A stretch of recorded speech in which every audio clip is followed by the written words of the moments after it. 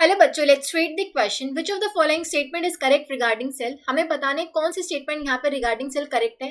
अब देखो, सेल क्या होता है? जो हमारी केमिकल एनर्जी को इलेक्ट्रिकल एनर्जी में कन्वर्ट करता है। ये तो बिल्कुल करेक्ट है। First statement is absolutely correct. ये हमारी केमिकल एनर्जी को इलेक्ट्रिकल एनर्जी में कन्वर्ट करता है। सेल में क्या होता है? इलेक्ट्रोलाइट होता है, इलेक्ट्रोड्स होते हैं, थ्रू हमारी वहाँ पे केमिकल रिएक्शन होती है, जिसके थ्रू हमारी केमिकल एनर्जी इलेक्ट्रिकल एनर्जी में कन्वर्ट होती है। तो फर्स्ट स्टेटमेंट बिल्कुल करेक्ट है।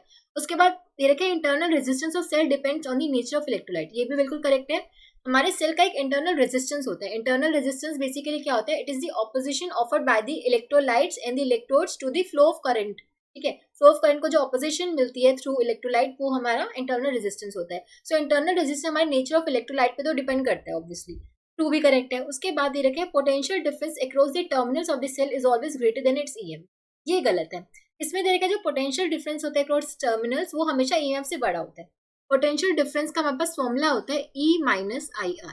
ये होता है potential difference across terminals. E is the EMF of the cell, I is the current, R is the internal resistance. यहाँ पे हम देख सकते हैं कि वी की value will be less than E.